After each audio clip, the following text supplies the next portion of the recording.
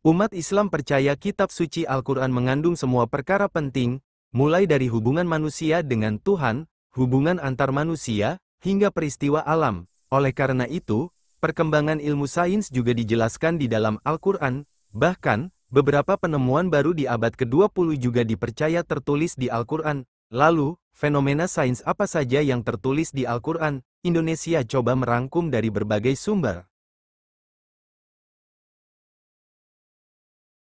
Fenomena ini bisa kamu temukan di pertemuan air laut dari Samudera Atlantik dan dari Laut Mediterania. Sains menyebutkan hal ini terjadi karena perbedaan karakteristik dilihat dari suhu air, kadar garam dan kerapatannya. Ini terjadi di Selat Gibraltar yang menghubungkan Lautan Mediterania dan Samudera Atlantik. Fenomena bertemunya dua lautan ini telah dijelaskan Al-Quran 14 abad silam dalam surah Ar-Rahman ayat 19-20. Dijelaskan bahwa ada dua laut yang saling bertemu namun di antaranya memiliki batasan. Dia membiarkan dua lautan mengalir yang keduanya kemudian bertemu. Antara keduanya ada batas yang tidak dilampaui masing-masing. Fenomena alam yang disebutkan dalam Al-Quran ditemukan oleh seorang ahli geologi asal Rusia Anatol Sebagivik dan Yuri Bagdanov seorang ilmuwan asal Amerika, menemukan fenomena api di dasar laut. Saat mereka sedang meneliti kerak bumi dan patahannya di dasar laut lepas pantai Miami, peneliti ini menemukan lava cair yang mengalir disertai abu vulkanik yang suhunya mencapai 231 derajat Celcius, dalam surat At-Tur ayat 6, dan laut yang di dalam tanahnya ada api.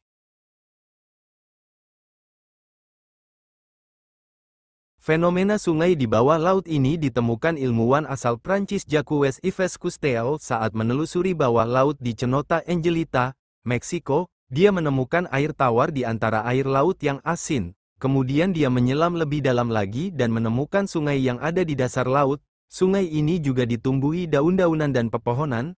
Para ahli menyebut fenomena ini sebagai lapisan hidrogen sulfida, karena air yang mengalir di sungai dasar laut ini memiliki rasa air tawar. Dalam Al-Quran Surah Al-Furqan ayat 53 menjelaskan fenomena ini, dan dialah, Allah, yang membiarkan dua laut mengalir, berdampingan, yang satu tawar dan segar dan yang lainnya asin, dia jadikan antara keduanya dinding dan batas yang tidak tembus.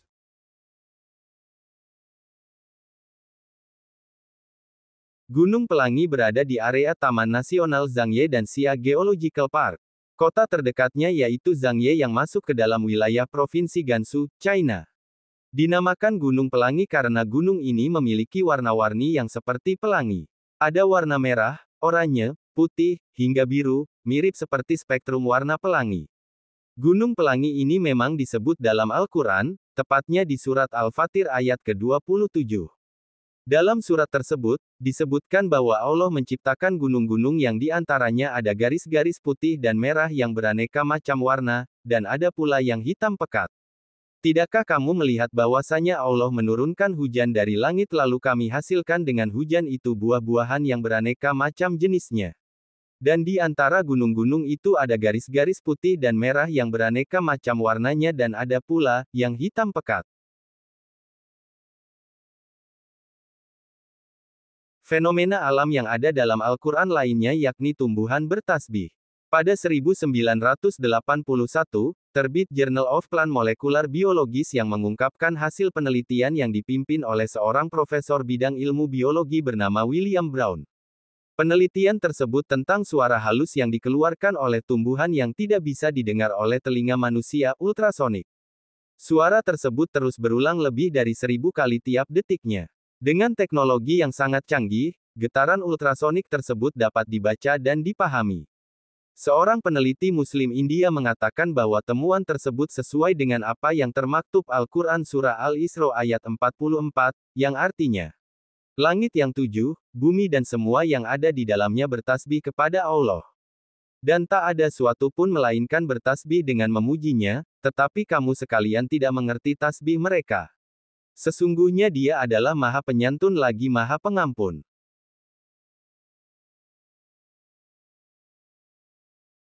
Fenomena alam yang ada dalam Al-Quran yakni pergantian siang dan malam.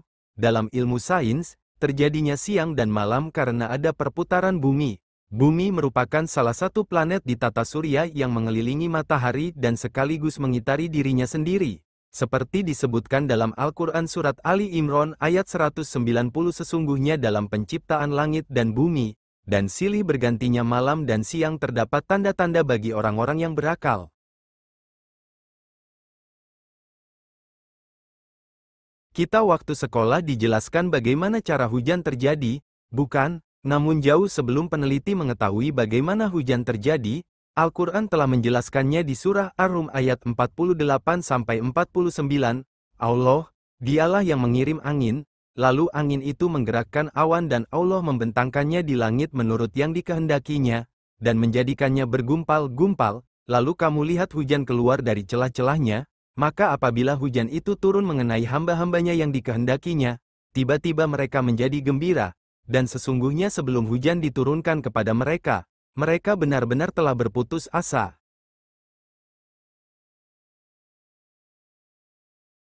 Kita mengenal teori peristiwa terbentuknya alam semesta ini dengan nama Big Bang, di mana kajiannya berdasarkan pada kajian kosmologi mengenai bentuk awal dan perkembangan alam semesta.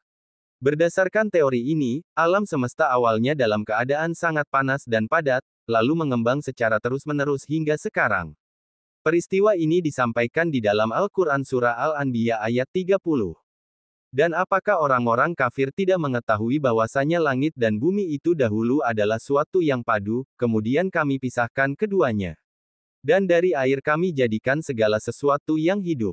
Maka mengapakah mereka tidak juga beriman? Tata surya merupakan bagian dari alam semesta yang sangat luas. Bumi yang kita pijak hanya salah satu planet yang ada di tata surya. Selain matahari, semua planet dan satelit dalam sistem gravitasi matahari bergerak sesuai garis edar yang telah ditetapkan. Hal ini dijelaskan di dalam Al-Quran Surah Al-Anbiya ayat 33. Dan dialah yang telah menciptakan malam dan siang, matahari dan bulan. Masing-masing dari keduanya itu beredar di dalam garis edarnya. Sebelum akhir abad ke-19, orang menganggap sidik jari sekadar lengkungan pada jari tanpa arti. Padahal, sidik jari manusia diciptakan berbeda-beda sebagai tanda pengenal lo. Bahkan mereka yang terlahir kembar identik pun, memiliki pola sidik jari yang berbeda. Penelitian yang dilakukan oleh Sir Francis Gould akhirnya membuat sidik jari menjadi metode ilmiah identifikasi pada 1880. Kesempurnaan jari manusia ini dijelaskan dalam Al-Quran dalam surah Al-Qiyamah ayat 3 yang membahas rekonstruksi jemari manusia. Apakah manusia mengira bahwa kami tidak akan mengumpulkan kembali tulang belulangnya? Bukan demikian, sebenarnya kami kuasa menyusun kembali jari jemarinya dengan sempurna.